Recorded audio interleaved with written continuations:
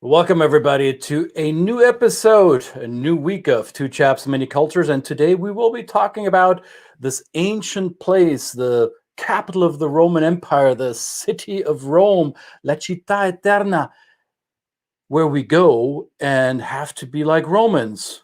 Or do we? Let's find out.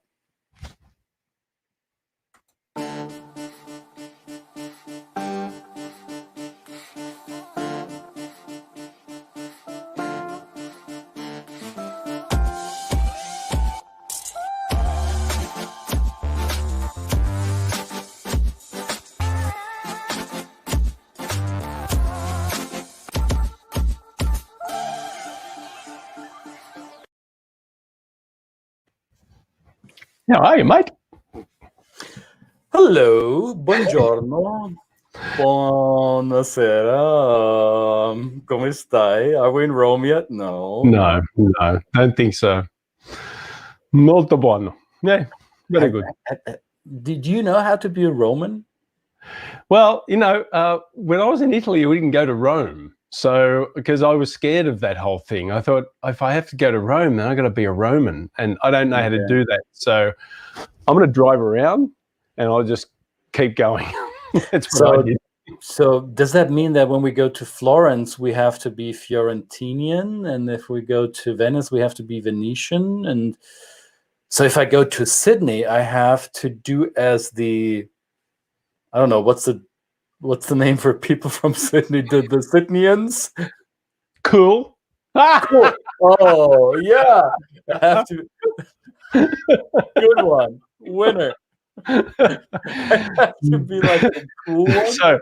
So yes, when you come to Sydney, you got to be cool. But no, all jokes aside, yes. There is this famous saying, is there not? When in Rome, do as the Romans do. And I guess we try and think about that in terms of what do we have to do when we go to a place, when we're either visiting. I mean, vacation's a new thing. You can fake it a little bit for a week or so. You can pretend in the place that you're in that you're taking on the culture. But what if you're there for a longer period of time and you actually have to do business and you have to engage in a social setting with people? What is appropriate to do as the Romans do in any setting or in any place in the world, and what is not? And when does it become disingenuous? I mean, I have this in my circle of friends, right? My wife and I were friends with an Italian family who live here in Atlanta, and Manuela, she's originally from Rome, and her husband is from another province in Italy. He's from Le Marche, so he's not Roman whatsoever, but she's quite Roman, and she doesn't let people know, but sometimes she tells people, hey, well, Rome, that's where I'm from. So she told us that her husband is not Roman, right? And he doesn't act like a Roman. He's Italian, sure, but he's not Roman. So even for Italians, if you're not from Rome, it's quite hard to be Roman, right? And I want to be fair, right? So the gentleman who's attributed with that quote, who apparently came up with that idea, this is what he looked like. According to 16th century artists, we don't know if that's what he looked like, but this is Augustinus of Hippo, from a place in northern Africa, which is now, I guess, Algeria. I'm not sure if he actually looked like that. I think this is what white European artists thought a gentleman from northern Africa would look like. Apparently he was a Berber ethnically, and he was sanctified by the Roman Catholic Church. So he's St. Augustine. What's the proper term? St. Augustine, I believe, right? There's even a city in Florida named after this gentleman, and he coined the phrase, when in Rome, do as the Romans do. Now, I guess there was some presupposition that back then in the Roman Empire, it would be advisable to adhere to the rules and regulations and norms of the capital city of the entire empire. Sure. But over the course of the centuries, this has become this catch-all phrase for people who travel or go about their business around the globe to adjust to the local norms. How far can you bend yourself, Brett? Could I bend myself to become cool. I mean, from like as if I was from Sydney. Well, you know, I'm going to assume that our good friend St. Augustine came a little bit before 𝙏𝙬𝙤, and therefore maybe didn't read any of the books, so didn't have the advantage of having the experience of intercultural work behind him. That being said, yes, I mean, I guess if you think about there are stereotypes that we obviously rail against in this world. Not rail against, but we're aware of certain stereotypes that we hold if we haven't been to a place. So there is one danger. One danger is that you take hold of that stereotype and you then go and say, well, when I go to this place, I'm going to be that. I'm going to exist as that stereotype I know in this setting, and therefore show up. Now, with no guarantee that that stereotype actually still exists. You know, it may have existed at one time. There may be a small part of truth to that stereotype, but usually that's a caricature of the culture that you're going to. So you can actually cause yourself some embarrassment, and we want people to not be embarrassed, right? I often say to people, right? Well, I often say to people, you know. When I hear somebody not from Australia say "g'day, mate," or that kind of thing, it kind of hurts my ears. There's a physical pain that goes on. I think I've done that before. Well, yeah, but but I don't know. I mean, there's certain things, at certain times you can get away with it. And what I say to people is that, yes, it's a stereotype. Yes, we do say "g'day." It's part of our natural kind of interactions with each other, but it seems to flow off the tongue, and there are other things you could use rather than the "g'day, mate," to express yourself in that setting, because we don't expect everybody, if you're not Australian, to go around saying "g'day, mate." In fact, it could be annoying if you did so.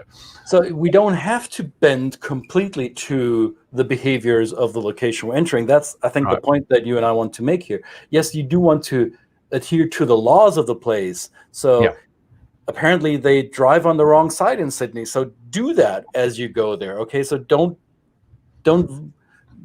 act against the laws and the rules on site. But that doesn't mean that you try to be like an Australian if you can't be that. And I think there's a deeper sense of how we view power and influence in the 21st century as compared to the 4th and 5th centuries, when St. Augustine actually lived. So this old adage has been around for 1600 years now, but it assumes that the power of an era, in that case Roman Empire, is what we, the underlings, have to submit to and have to respect and set aside our rules and norms. And we don't live in those times anymore. And it also, I think, falsely assumes from a historical point of view that Rome as an empire was this homogeneous, huge territory that spanned across the Mediterranean, Europe, Northern Africa, into Asia. And it was not. We all know it was a multicultural, political, and military construct, a almost feudal construct with multiple cultures. And St. Augustine himself was not Italian or Roman. He was from Northern Africa. And yet he changed his attitude towards norms and rules and the social engagement piece to that of Rome. That we're not questioning, at least I am not. However, you can't make yourself somebody that you're not, right? You're going to be disingenuous. I'm not sure who said it. I want to say it was Oscar Wilde, but I might be misquoting. Like, be yourself because everybody else is taken. So you can't be somebody else, right? So by trying so hard to be Roman or to be whatever location you're entering, you are leaving not only a bad taste in your mouth because you feel like you're a fraud, but people will notice that you're not you. They will notice, okay, he's putting on or she's putting on an act. Is that what you want to be? I doubt it. Yeah, that's right. And that can, if you're in a place where your credibility depends on you being authentic to who you are, and being true to who you are, then exercising all parts of your identity is going to gain you credibility, while at the same time being very observant, being aware of your own self-conscious, your own self, and what values and beliefs you hold, and how they may inform how you react to the behaviors of the people around you, right? And the rules, even the laws of the country can sometimes be a little bit confronting for us if we go to some more fundamental places, either in any religious context, for example. So fundamental places like that where we don't practice the faith, and perhaps we may even disagree with the exercise of that faith, but we still, when we're there, we still have to observe and maybe reach out and understand. But certainly we're not going to, go the full hog and convert to the faith to understand it. You don't need to do that. There are wonderfully generous people in amongst all these places in the world that, if you show true intent of curiosity, of understanding, you can get to a point where you can. You don't have to lose yourself. You can be yourself. They will allow you to be yourself, and then you can exercise your management skills and your management style in that setting, being respectful of the setting as well. Our mutual friend Andy Molinsky, who wrote the book Global Dexterity, a book that I highly recommend you all read if you're interested in working across cultures, he coined a phrase, the zone of appropriate behavior. What is appropriate for you, right? So none of us have one default way of acting. We're not always this collectivist or this group oriented or this individualist. We have a bandwidth of what is appropriate for us given certain situations. So we can be a little bit more collectivist with our family members and probably a little bit more individualistic with our colleagues at work or in a business context, and yet both are appropriate for us in that context. So the bandwidth of what is appropriate for us is something that we can train, we can practice for ourselves. I remember I used to be a lot less flexible around my directness. So my default setting in communication is hyper direct, very straight to the point, and sometimes quite confrontational. So that's my default factory setting. However, over the years, I learned to expand what I find to be appropriate and still effective and efficient communication, to be not as confrontational, not as direct. And it's still me. I'm still looking myself in the mirror and thinking, okay, I'm still I, right? I'm not pretending I'm somebody else. So it is upon us to practice the behavioral bandwidth and the flexibility. It's almost, usually I have a rubber band around my wrist, so you can stretch that like a muscle. And it's something that takes continuous practice. And if you don't, then you'll not act like a Roman. Nowhere, ever. Nowhere, never. But I think it's important, when we're working with clients, that we try and put the idea in their mind is that, yes, we can talk about the culture you're going to all day, right? We can think about either the generalizations, the practices, the management styles, all these kind of things. But I think the next step is to be comfortable enough to reach out to new colleagues and be open enough, humble enough to say, hey, I want you to learn about what I might do, right?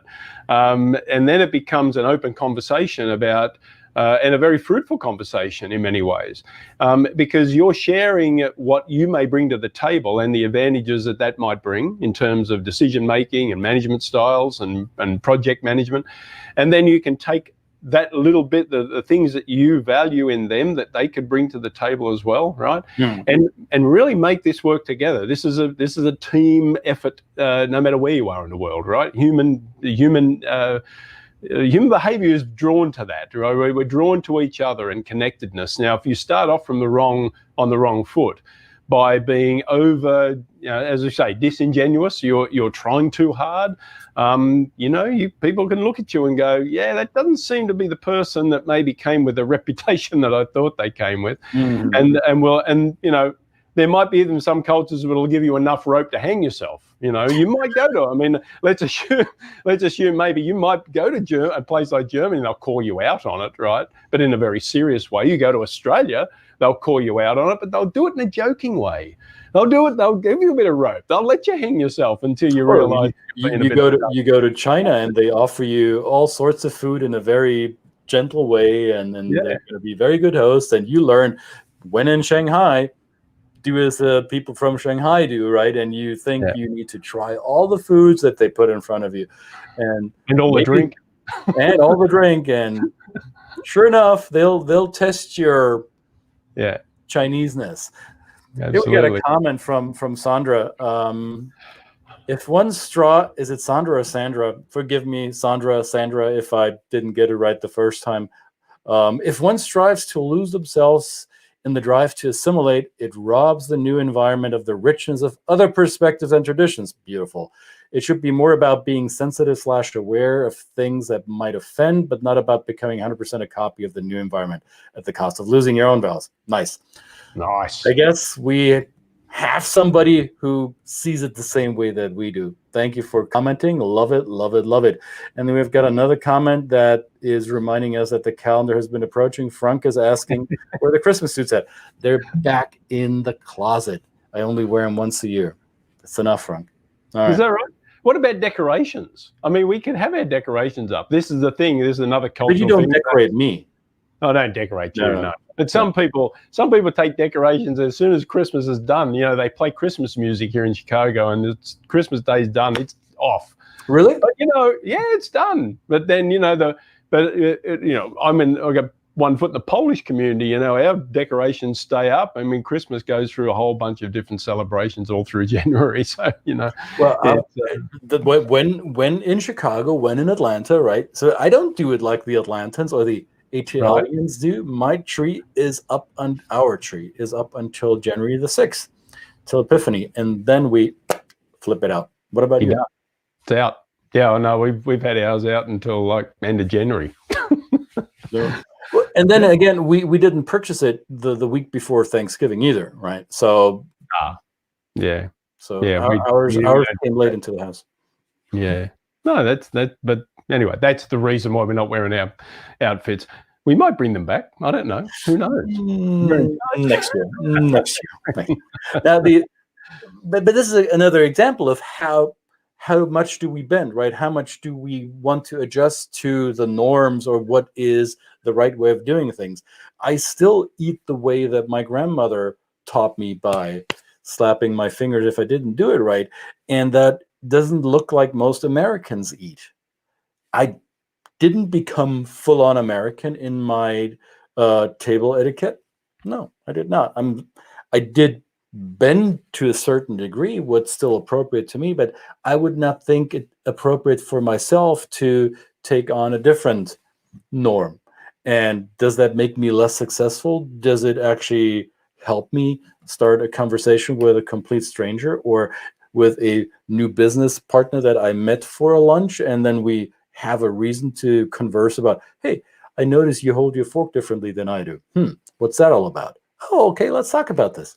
Boom, connection, right? So becoming Roman, it's not working anyway, and trying to become Roman if you're not isn't going to help you either. Just allow your own beauty, your own identity to shine through, and adjust as much as you need in order to be successful. Don't lose yourself in the process. No, that's right. I can tell you the story about the first time I went to Poland. You know, I did realize that they slurp their soups in Poland. So when I went to meet my new prospective in-laws, I slurped my soup as loud as I possibly could. I didn't know that. But I was still waiting for that clip of behind the ear that I knew would come if my mother was anywhere near it. Right. There's that visceral feeling, right? I'm not doing what's comfortable here, right? But I'm doing what I think is appropriate and respectful in this case, to show appreciation for something that has been served to me. That's okay. These are funny little stories and anecdotes that we give, right? And yet they're relevant because, as you said earlier, what if the place, Rome or wherever in the world, what if the place doesn't turn out to be the way you thought it was going to be. Somebody had told you because they learned about their version of Rome half a lifetime ago, and things changed, right? Yeah. I think it was old Martin Luther who was quoted as saying, "Why aren't you barping and farting? Was it not to your taste?" Apparently, some 500 years ago, that was the norm around the table. Do it now, and you'll get some strange looks. Yeah, absolutely. Now, we're not saying you can't try it. We're not holding you back. Well, you can do what you within your zone of appropriateness, right? Don't come to our house and do it, or go to Christian's house. I don't know, maybe. Yeah, you can come to my house and you'll get interesting looks at least. All right. Wonderful. What's for dinner? Pasta romanesca? Dinner today is still leftover Christmas fare. No, it's got to be something Roman today. Come on, let's. Oh, but Roman? No, don't know. Nothing Italian. No pasta. No pasta, no pizza. We're waiting for that for New Year's Eve. All right. Well, apparently, when in Chicago in a Polish-Australian household, they don't eat Italian food on December 28th. So there we go. Now we have it. That's right. Now you know. Now we know. No, I guess that's it for now, right? Rome is there, has always been there. It's the eternal city, and nobody suffered from not being like them. They like being themselves, and we like being ourselves. And we'll see you again tomorrow for yet another episode of Two Chaps, Many Cultures. Bye now. Bye.